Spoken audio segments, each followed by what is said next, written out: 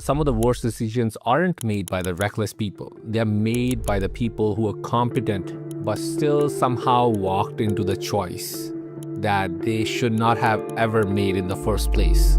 But if you keep using your intellect, then you're in a lot of trouble. I like to believe the intellect is step 2. This isn't about judging anyone. It's translating what's happening under the hood so that you can make the right decisions when it comes to people, money, or relationships. Repeated patterns are a real email, phone call to us. If we're doing the same thing or we're doing something or different things, so we think we're doing different things, but we're getting the same result and it's not a desirable result, big red flag. My today's guest is Ajita Shah. She's having background in psychology, has worked for decades with people to recognize the patterns that make people to choose the same options over and over, and what happens when they choose something different, and how to find out those patterns. This is the whole conversation that we will have today. But I don't advise anybody to use their intellect for decision making. Not only this, but a lot more in this episode. The information that will be shared here is not a medical advice. So this is for you from my side. Not much, but you can open it. I just wrote something for you. Oh, I appreciate it.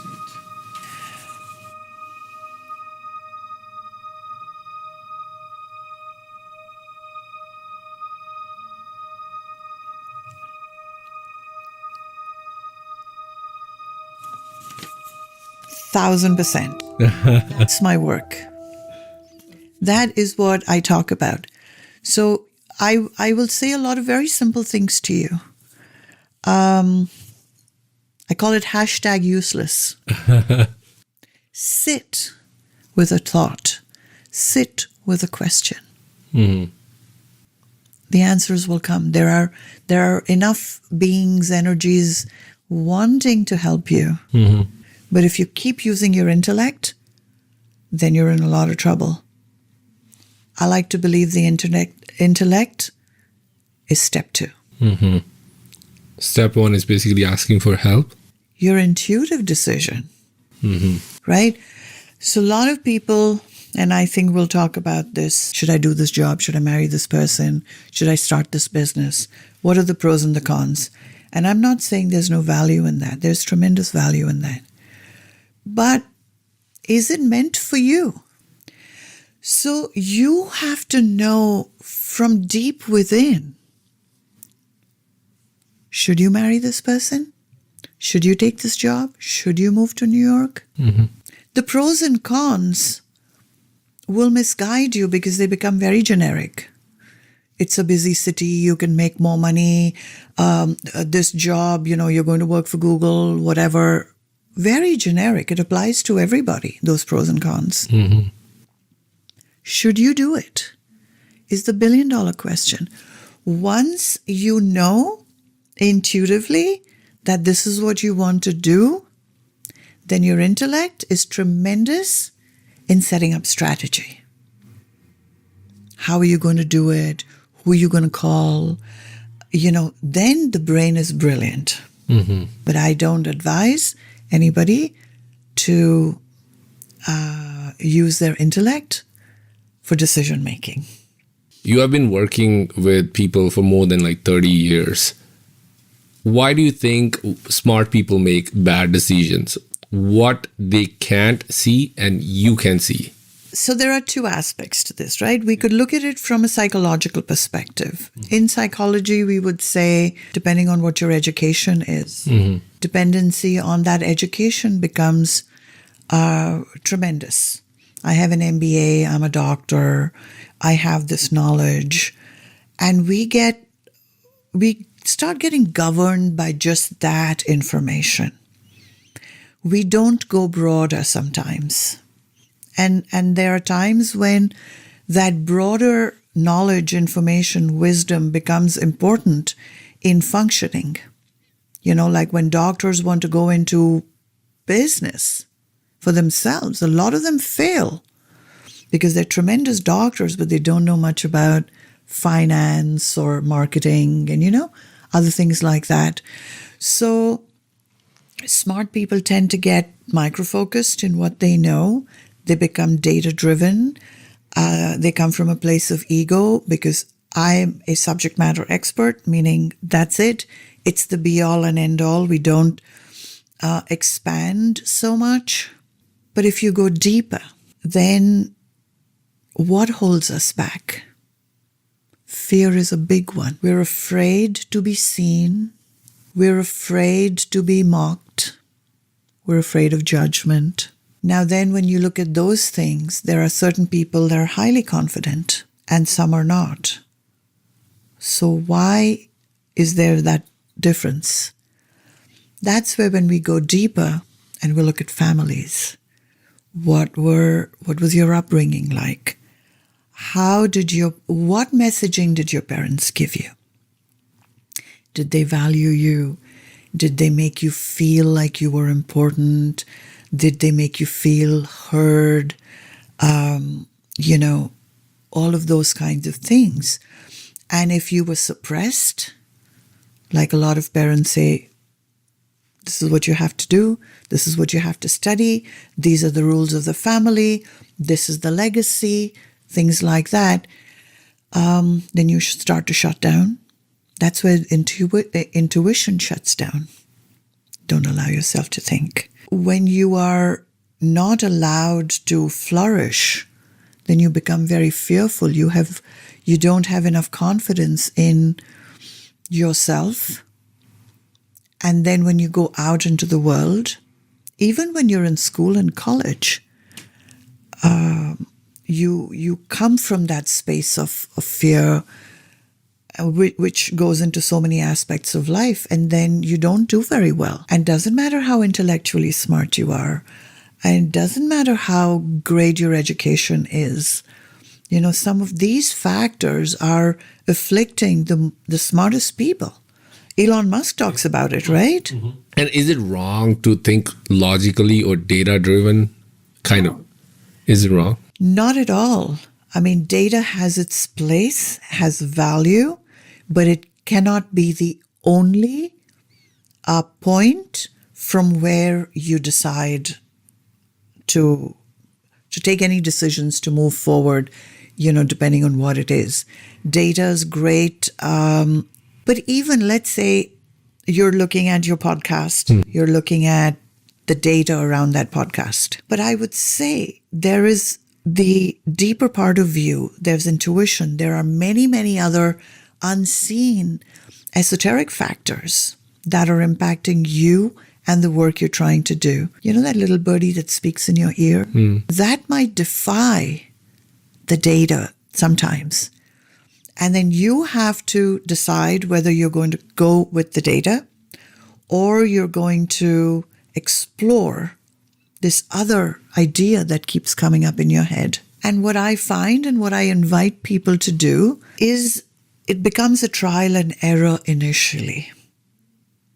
Because if you're not used to following your intuition, then you don't know if it's asking you to go left, is left really your intuition telling you or some other aspect of your brain telling you? So you can actually tell the difference? After a while, absolutely.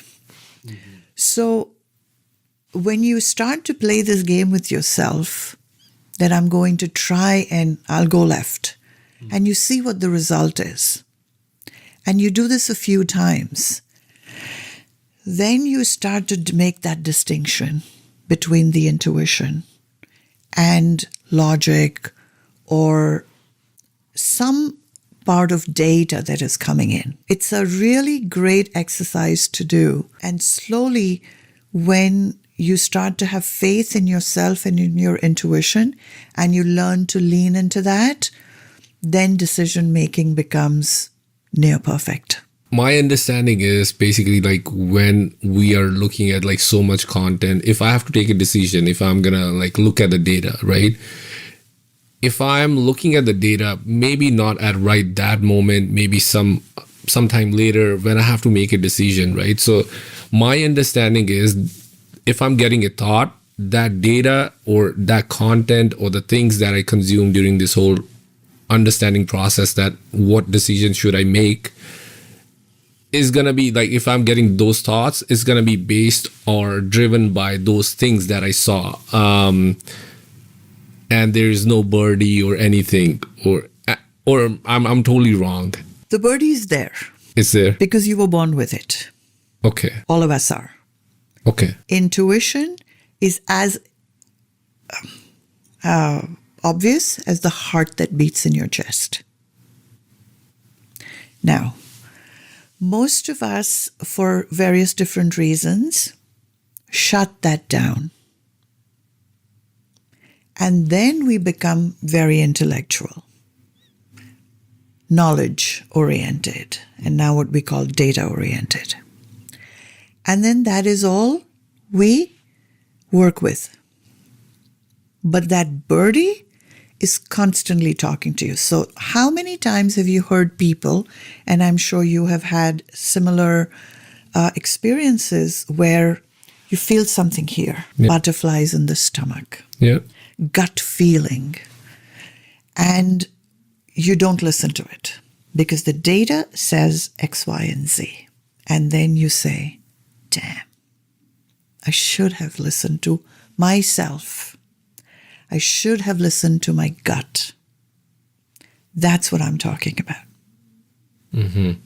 And what is that birdie? Is that an angel or something? No, it's your...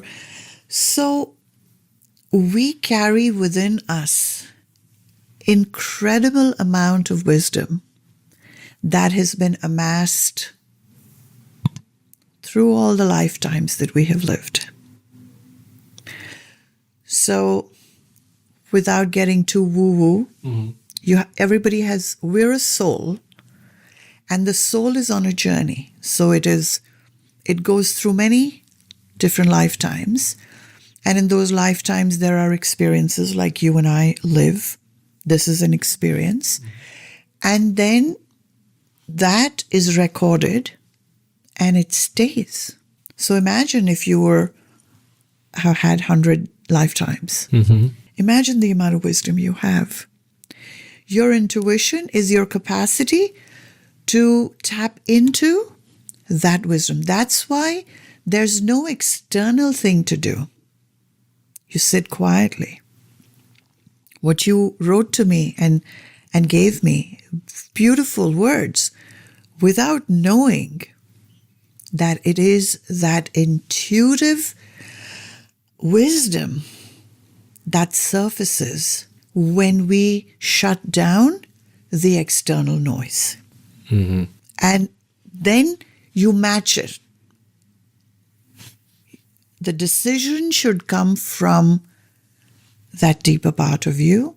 How you are going to execute it comes through knowledge, data, other people's experiences, and all of that. Does that make sense? Yeah, but I have more questions to it. Like, so you said rely more on whatever we have gained so far in the past lifetimes, right? So less on currently what is happening based, or maybe like less on your current intellect that you have. No, I'm not saying that either, because the value of intellect is tremendous. It is hard to explain it unless it's much more an experiential thing. Like, I consider myself fairly smart. But my intuition and my intellect, they work in tandem. So it's not that everything that I have studied or everything that I have learned or that I don't rely on data. But that's not my first starting point. I will first sit with myself and do that internal work and see what comes up and then match it. So can I say intuition is what happened in the past lifetimes and intellect is what I gained in this time? See, intuition has a lot to do with now also, this lifetime, because it applies to this lifetime.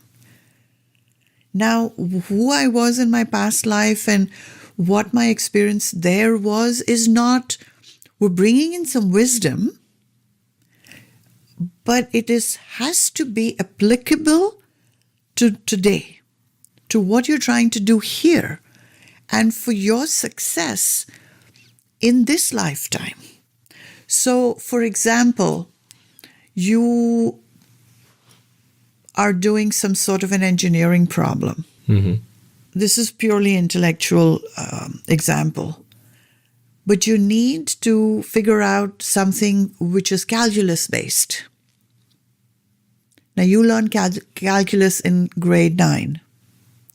So you're going to go there, take that information, bring it to this project that you're working on, and see how you need to plug it in so that you can move forward with that. How many times have you heard people say, something told me not to take that flight, and I didn't, and sadly, some of them crashed? That is your intuition. That there is, parents know their child who's far away in a different city is unwell or is going through a stressful situation. They feel something within their body. How many times have you thought of somebody, a friend of yours, and that friend texted you or called you, or vice versa? That is intuition. People completing each other's sentences. Partners. That's all intuition. Okay, so you became in sync with the nature? In sync with the universal energy.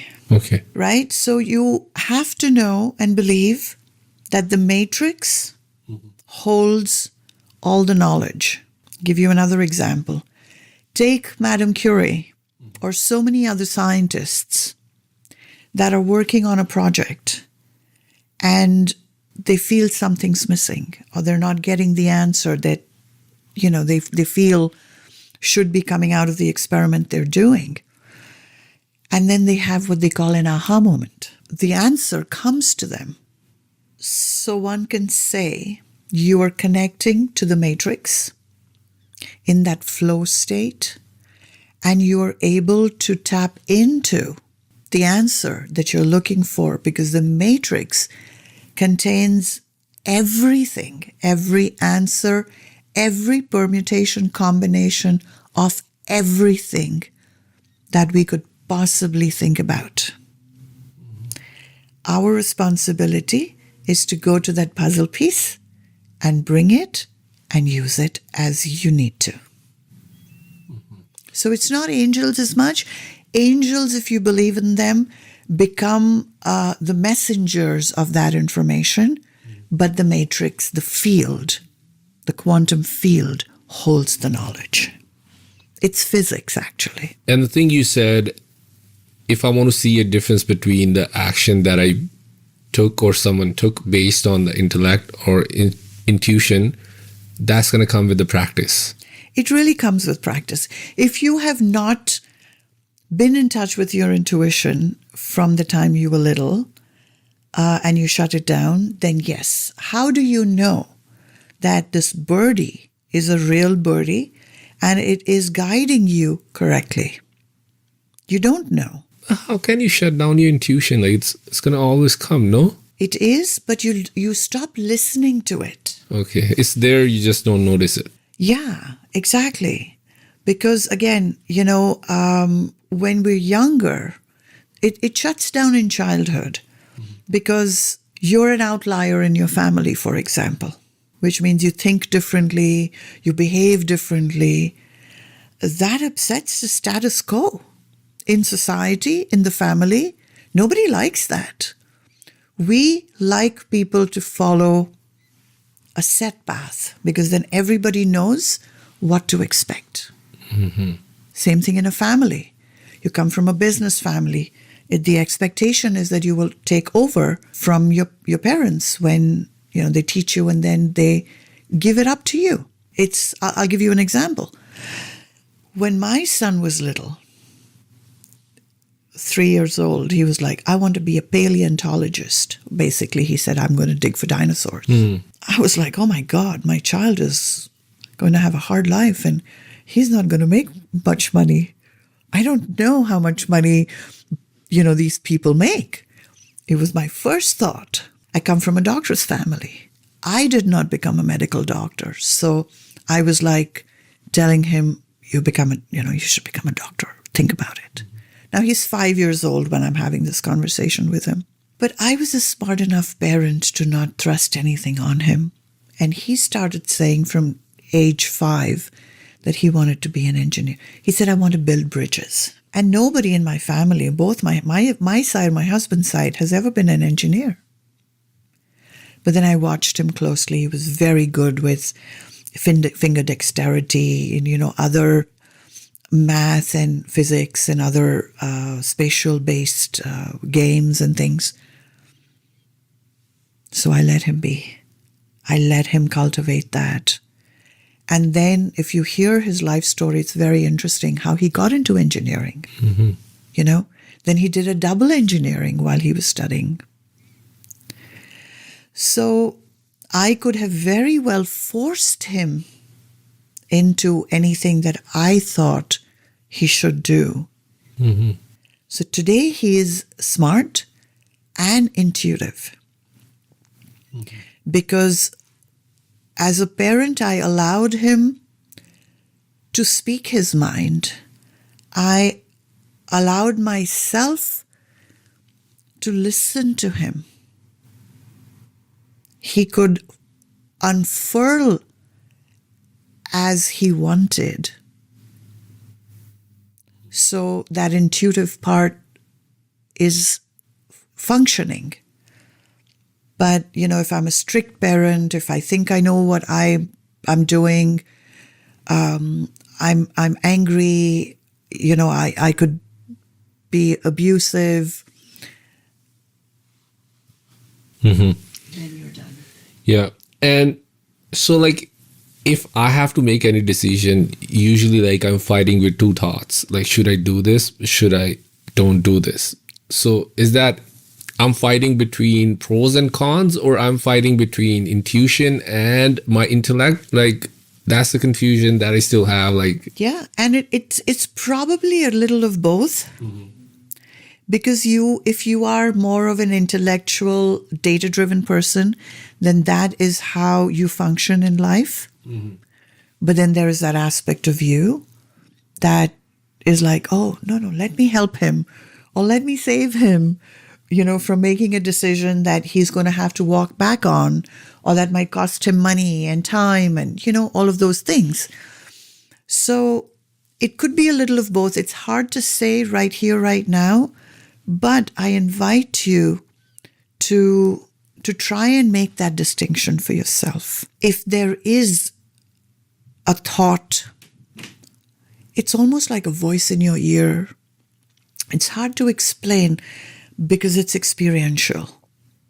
And see what it's saying and follow it and then see what the results are.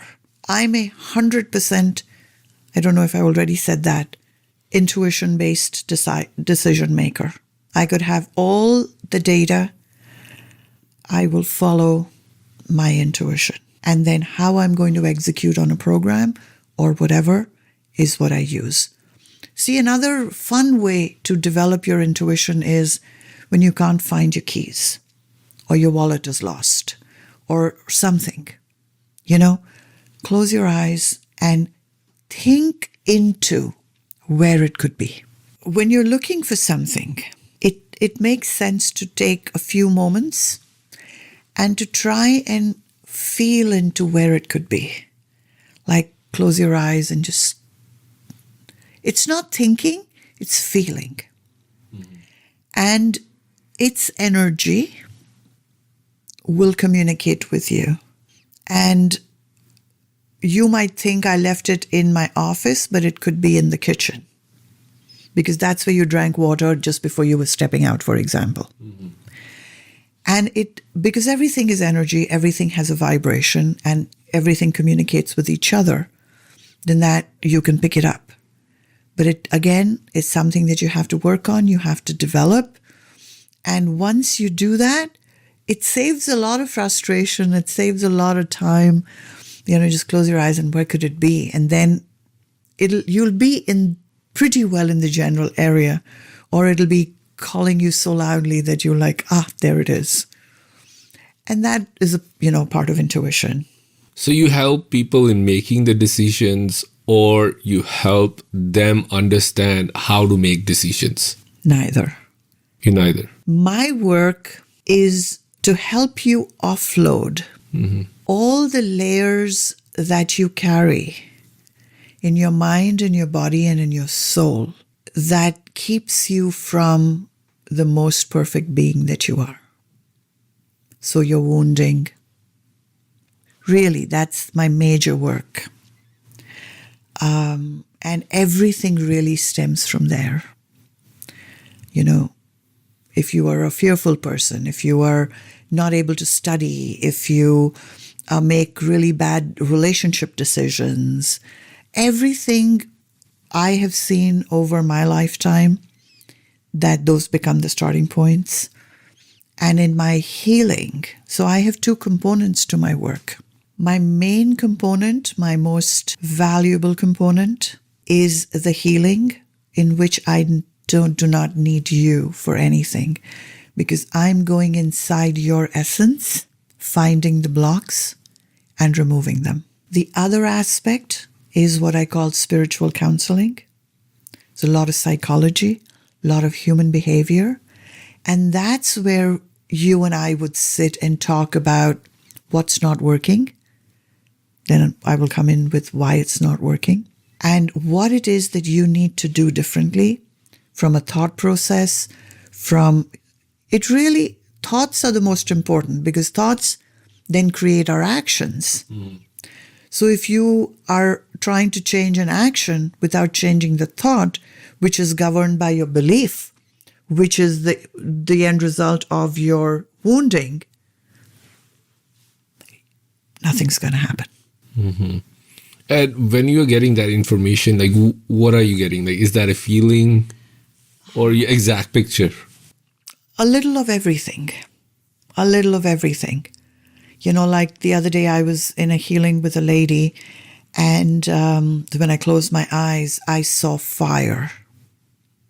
So I asked her, I said, have you been involved in some sort of a fire situation in your childhood? And then she goes, no, but my sister got burnt. And so, I sense it, I see it. It's a very multidimensional sort of feedback that I get. But it's never, because I've spoken to other people as well. There are always like, I'm seeing this. Can you relate to this? So if it is that definitive, like people are getting intuition, or you can get inside someone's essence or something. So why can't you see the exact thing? Like, or there's a limitation of what we can do. Like, not specifically about you as a human. No. See, okay, so if you go to the core and look at your essence as a soul, you are limitless. You're absolutely limitless. But in this meat suit, we have limitations. For me, healing is about removing as many limitations as we have on ourselves, put on ourselves, thrust upon us, whichever way it is. Right? Because why do my clients start to flourish? Because those layers are removed and they become more and more unlimited with every layer that comes off. I'm not trying to make anybody anything, because they are absolutely incredible in their essence. But it is the blankets of things that covers it. So this is how I like to explain it. This is your soul, okay? And ideally, the soul should be like the sun, bright. But what often happens, because of the pain and the beliefs and all of those things, this light starts to diminish. And then it becomes a little pilot light at the bottom. And all of this is covered by all of these layers that I was talking about. My healing removes one layer at a time. And as that happens, this light has more space to shine. That is the process. Now, how it is done is hard to explain, but the result that you see is tremendous. And you talked about the layers. Like, what's the most common layer? Is that a fear? Fear, yeah, fear is a huge one, but then different people's fear comes from different places, but it becomes the overarching emotion becomes fear. What are the other layers that you have commonly seen in people? Yeah, so, people don't trust themselves, don't love themselves. They are fearful about everything. They doubt themselves. These are some of the broader sort of categories that we could talk about. Mm-hmm. When your parents don't sort of, they treat you in ways where they don't have confidence in you, and they don't think you're enough, and there's rejection and there's abandonment and there's all of that. It shows up in you will not be able to study. You can't concentrate. Mm-hmm. Again, you've got your overthinking. You deep down feel, what's the point of this? I'm not good enough. It's not that obvious that these thoughts are coming and that you can address them. They're at a deeper, much deeper level.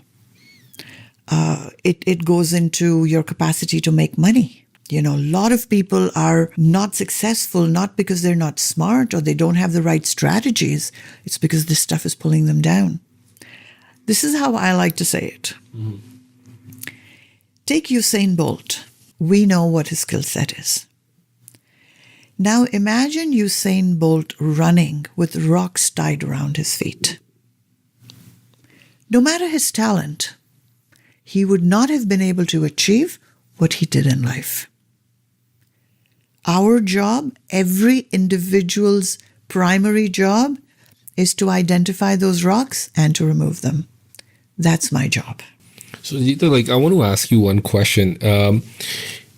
So everything that has happened in this world or is happening, right? You said there's going to be always something that has come from either past lifetime or either via childhood trauma, whatever, not even trauma, whatever thoughts or something that has been imposed on a child, that light diminishes, right? So the question that I want to ask you is, so whatever is happening now in this world, if everyone's light has diminished, so all the things that has happened so far is wrong or is happening in the wrong way? No.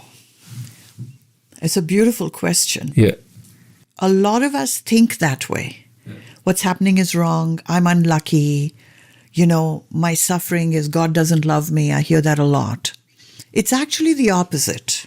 All of these things that go wrong in our life are an invitation for us to look at the same thing differently. That's one way to word it. Another way to word it is that you need to learn a lesson. Okay? So let's say you are impatient, mm-hmm. and you don't read properly, and you rush through your project. Then the teacher will find a bunch of mistakes, or you forgot to answer a question, something happened. And then when the result comes, which is contrary to what you would have expected, liked, or thought you were going to get because, you were so confident with what you put into the work, you're like, look at me, I'm so unlucky, or, whatever else. But the lesson here, don't be overconfident. Take your time, have patience, And every example has this element where suffering is concerned, that we need to do something differently to get a better result. That's what it is. And what about like these guys like Elon Musk or like other people? They have succeeded. So, and if you have seen the videos of Elon or maybe someone else, I think pretty much Elon, like he doesn't believe in all those kind of things. So, but all his decisions that he's making is becoming right decision, right? So how does that happen and how is it happening? Not for Elon, like I don't know personally, I don't personally know him, for other people as well, like whosoever is succeeding, whosoever is failing. Like for example, like we can ignore the people who have failed. So we can obviously point out like they didn't do the right things, they had like the past things. Well, what about the people who already have succeeded? Like what made them make the right decisions? Because they were not aware of this knowledge that we are talking about right now, but they still make the right decisions. How? Okay. Let's look at Elon's, and I don't know him. Yeah. Whatever little I'm talking about it has come from the internet. Yeah. He had a very, very tough childhood. Yeah. Okay? He very, very tough. Like nobody should have that. We see his success, like take his rockets, okay, tremendous achievement. But he himself says, I think they had to do something like 10,000 times before they got it right. So it's not that he wakes up in the morning and says, oh, today I'm going to send a rocket to Mars, and by the evening the rocket is ready, and tomorrow it can go. So he goes through a lot of suffering, he talks openly how much anxiety he has, how much overthinking he has, how much he doubts himself. So he's as normal as you and I. Having said that, there are people who are born in a king's family. There is Elon Musk who is born, who has come onto this planet and is changing the face of the world. What NASA was not able to achieve, single-handedly he has been able to. Right? Yeah. Now, without again getting into too much of a woo-woo space, when we come onto the earth as a soul, whether we like it, don't like it, believe it, don't believe it, this is a fact. We come with a blueprint. Why were you born into the family that you were born into? Why was I born into the family I was born into? I never wanted to be a healer. It was thrust upon me because this is what I have known, this is who I have been, and this was the blueprint that I came with in this lifetime. Some people die early. Some people come with what we call handicap, right? There is a reason why that is the case, and we have to work with what is that blueprint to better ourselves, to overcome, and then there are certain things that are always going to be in place because that was like some people who are in wheelchairs. Mm-hmm. Even though I say the soul is limitless, the soul can do anything, but their contract with themselves was that I am going to spend my life in a wheelchair. Rick Hansen, for example, I'm going to motivate the world, or some people. Not everybody is on a world scale, but that doesn't mean that they don't have value. When we are on this planet, we have value no matter what we do or don't do, but we all have a blueprint. Mm-hmm. So Elon is following his blueprint. And if you see someone, you have to, like, for example, like you're seeing me, you don't have to tell me anything. But for now, like, if we take an example, if you see someone, you see some signs in that person, or you have to like actually dig deeper into your process to understand he or she has some problem going on, or you just kind of a walking radio or like something, you're catching everyone's, I would say like wavelength, and you know like what's happening like all around. I saw this person just walked by, like something is going on, or you're gonna sit in your process to do that. Like how is it A little happening? of everything. Okay. So, speaking for myself, Yeah. I have to take a lot of care to shut down a lot of myself, because if I was to allow the antenna to always be fully open, Yeah. I would not be able to function, because there is so much to take in, right? So I have to be discerning. But oftentimes, I mean, when I saw you at the door, I knew enough about you. I saw your picture when we connected. I have a great sense about you. Should I come here? Should I not come here? Based on that. And there are many other factors, because there will be messages and lessons for you, messages and lessons for me through this process. If it goes brilliantly, doesn't go brilliantly. But let's take a common man. Not to say anything, but regular person who's not, playing with energy every day. How often do you are in a restaurant, or somebody introduces you, your friend introduces you to their friend, and you have an instant dislike to them or an instant liking? There are people who are at a party, 100 people. There will be a boy and a girl, opposite ends of the room, and they will find each other and they will get married. Because each of us has that antenna. It is doing its work, but we don't allow it all the time. And so some of these situations, we may not, again, label them as we are trying to do here, but the fact of the matter still is, you're going shopping, you'll walk into a shop, not the other shop, and you'll get exactly what you were looking for. Has a lot to do with intention. It's not a very simplistic process, but we're doing it all the time. Are there any red flags someone should look for? Like, I'm falling into that bad space that I should not be.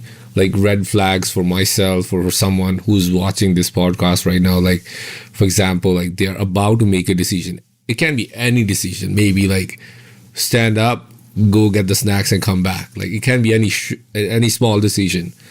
What are the red flags that you think or suggest that you should keep an eye on? If this is continuously happening, even with the smaller one, bigger ones, this is a time to take some action around it or about it. Repeated patterns are a real email, phone call to us. If we're doing the same thing, or we're doing something, or different things, so we think we're doing different things, but we're getting the same result, and it's not a desirable result, big red flag.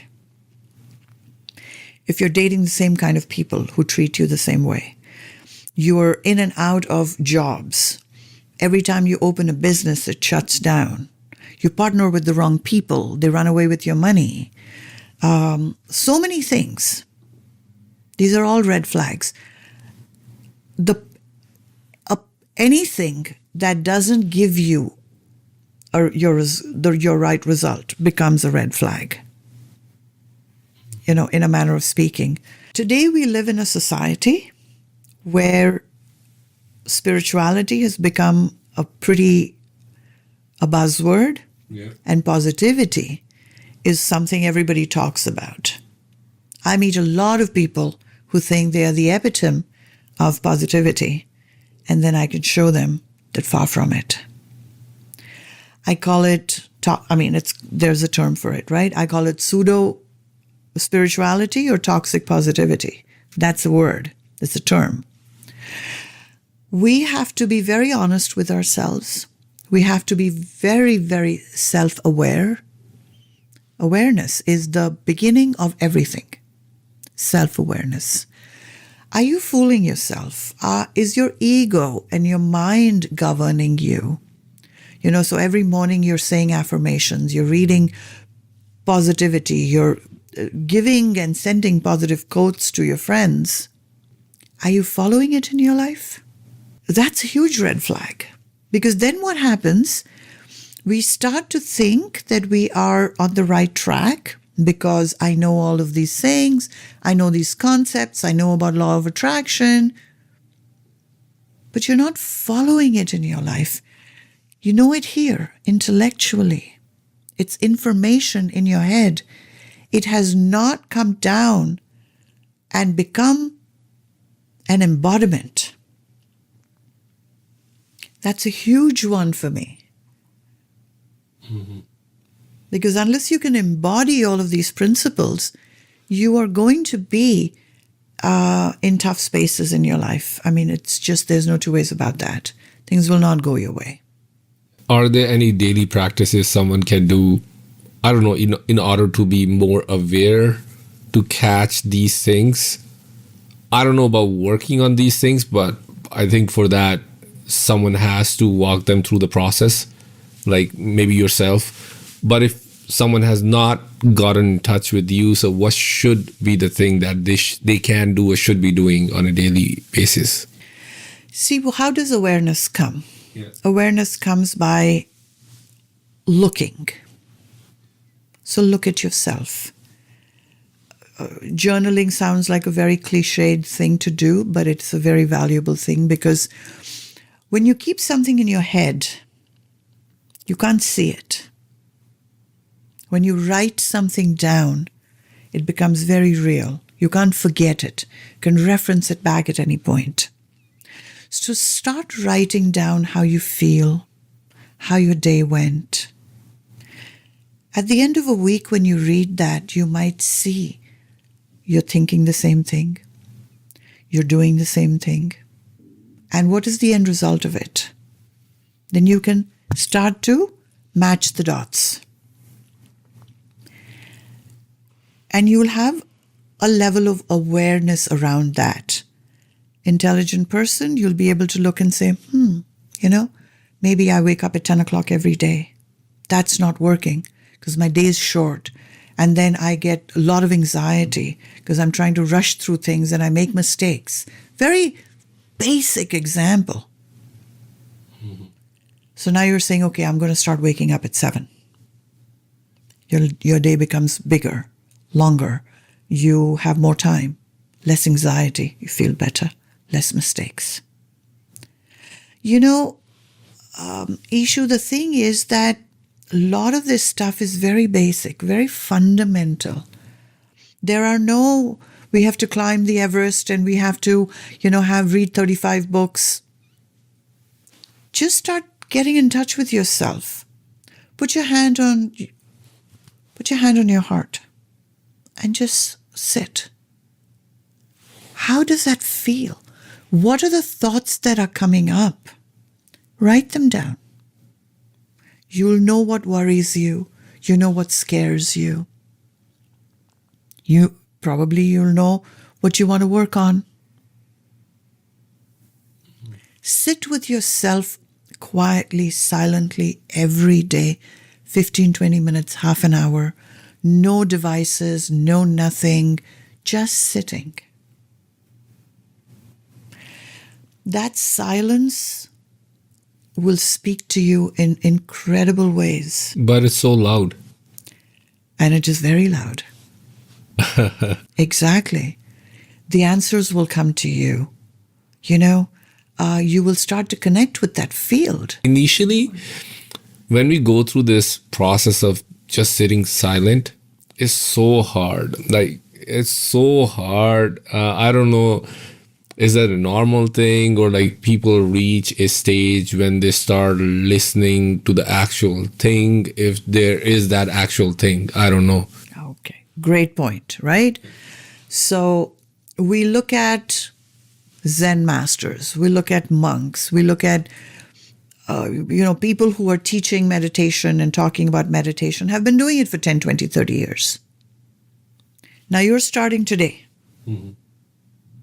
anything. You're starting to go for a walk. You're starting to go to the gym. You're starting to eat healthy. What is not difficult? It is very difficult because it goes so against everything you have done, and the mind has 60,000 thoughts a day.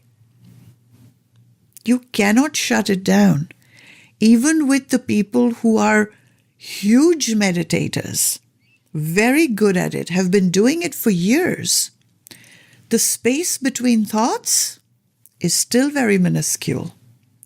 There is no such thing where, unless you're Buddha and, that you're sitting for half an hour, and because you've been meditating for half an hour, you have 30 minutes of a blank mind.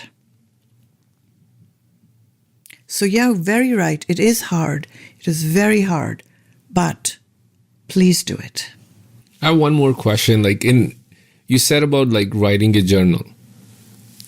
I have a very, very weird thought process around it because I've heard a lot of stories, watched a lot of content around manifestation. So my understanding is if I'm feeling something wrong about someone, and if I'm going to journal that thing, if it is not real and I'm only judging, it will become real. No. If we could manifest this way, this whole world would look very different. Okay? Yeah. To get to a place where your thoughts are created into a reality instantly, boy, you have to put in a lot of effort, a lot of work, many, many years. Does not happen like that. And all you're doing is you are owning up to how you're feeling. You're not wishing something terrible on someone. You're just saying, I'm angry with this person, and sometimes we have negative thoughts about people. Yeah. I mean, let's face it, it's normal.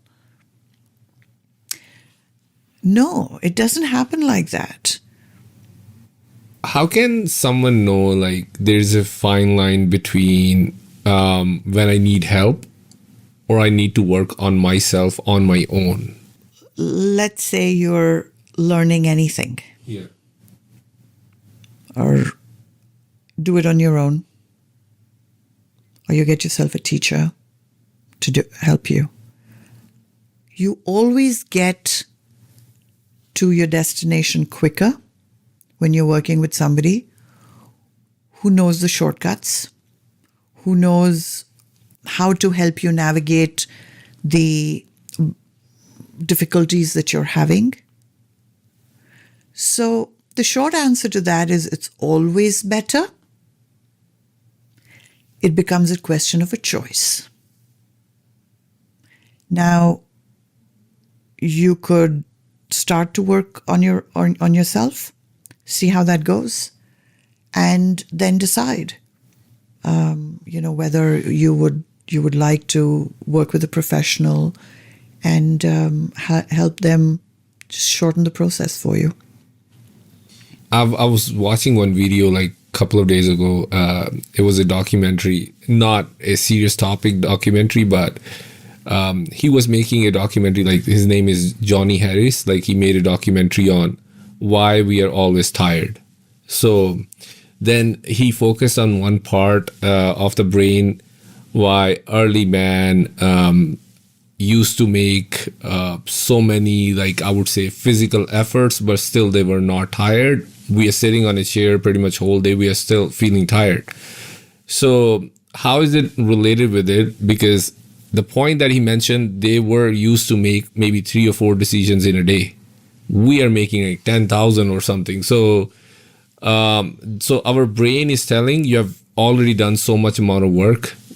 Now you're tired. So it is giving us a signal. So it's related and unrelated at the same time. I wanted to mention the point, we're making so many decisions, so many, should I stand? Should I sit?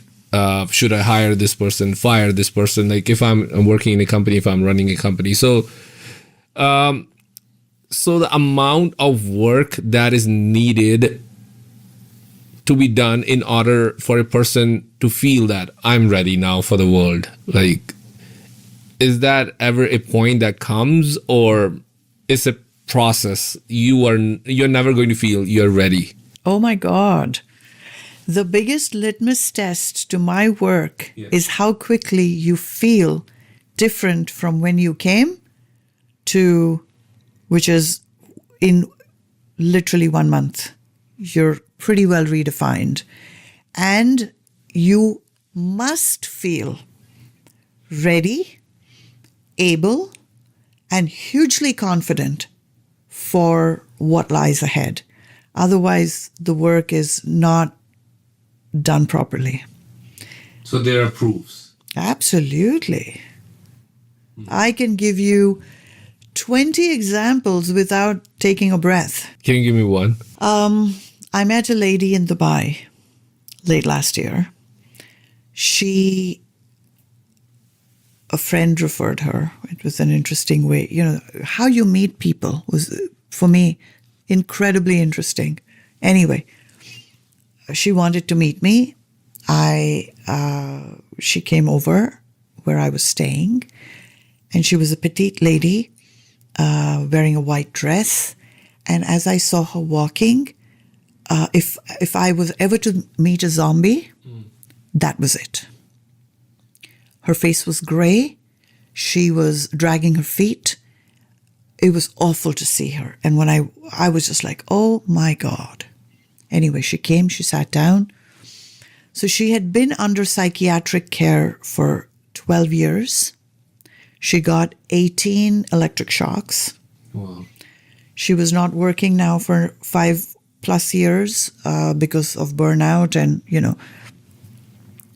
I met her last year in November. Last year in May, her husband had asked for a divorce.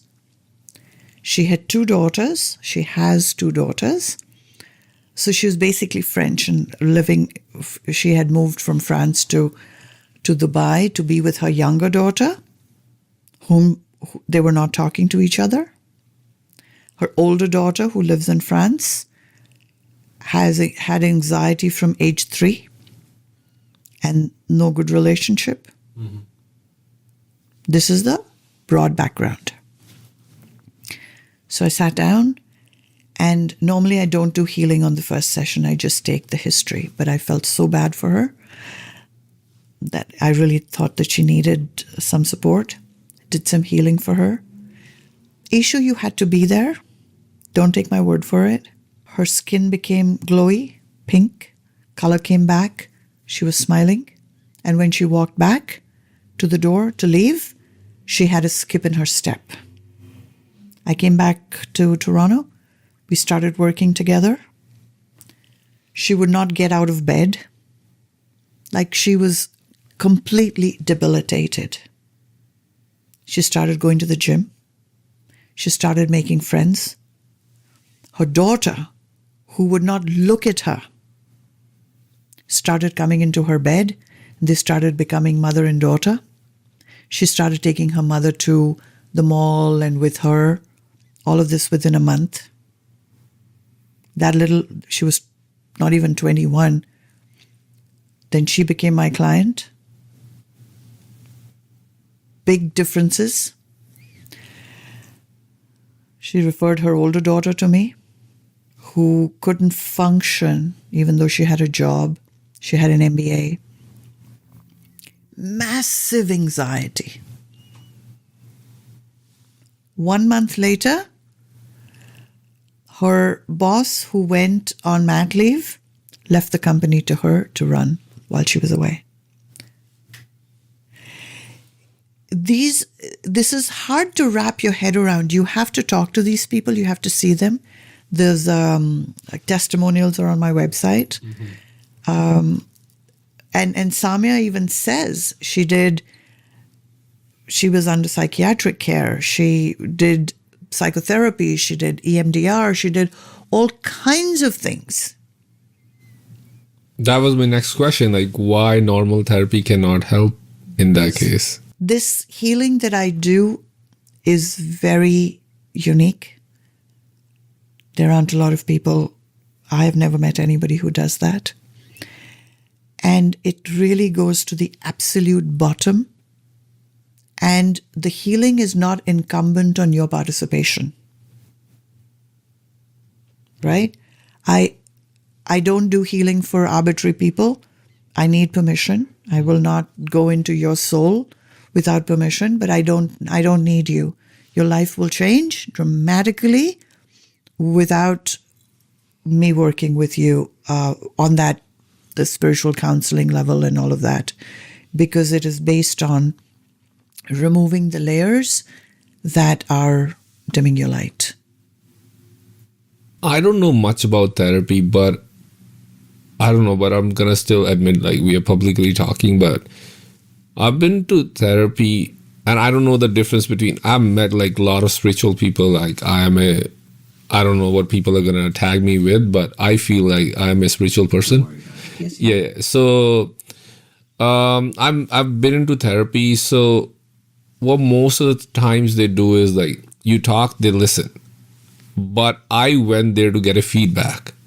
So if I have to like just talk and there is no feedback, I can talk to a wall or a door or something like that. Like, why do I need to talk to a person for that?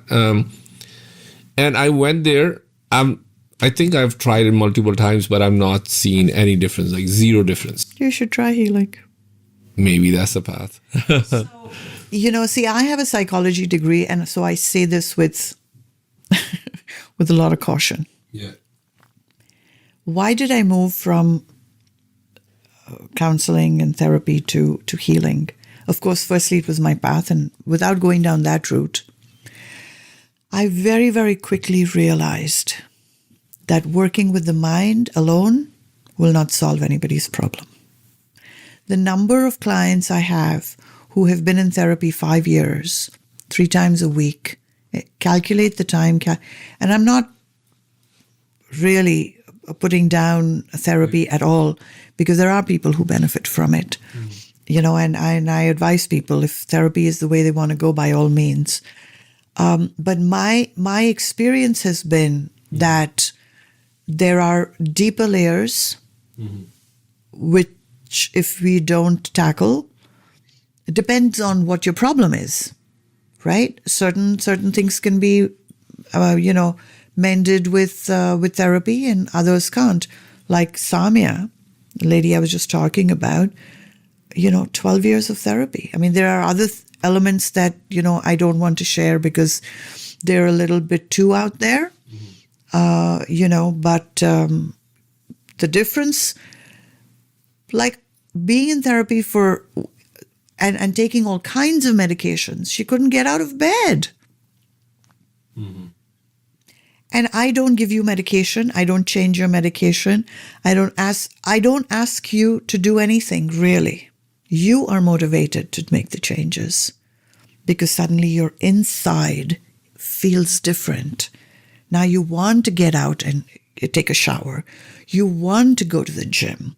You want to join networking groups and make friends. And different from therapy, when I'm in spiritual counseling with my clients, I tell them what to do. I tell them how to think. It has to resonate with them, of course, but, go out, put out your resume, for example, will be a task I will give you. I will tell you. I will talk to you. There is no, I'm listening. I'm a combination of many things within this therapy, because I know just talking and not getting any feedback is a complaint I have heard from a lot of people. Yeah. And if someone is watching right now and they want to do something at home, is there something that they can do?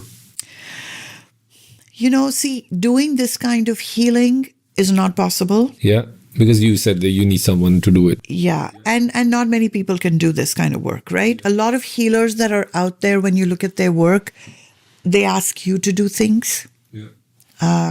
Then it becomes about how much effort you can put in. Awareness is a really big thing. It starts with that. Start spending time with yourself, quiet time with yourself. It is very, very powerful. Forget about what thoughts come. I am saying let the thoughts come. Interact with those thoughts. Mark those thoughts down. It's a very, very good first step. Where your wounding is will be in black and white. Thank you so much, Ajita, for coming to the show. This really means a lot. Thank you for having me. This is not a very common topic, and I know there's a lot of taboo around it still, but I really want people to know the power of this, the power of the human being, and the capacity that we have to overcome everything that we suffer and become the best version of ourselves. I want people to know healing is an alternative. It is a thing.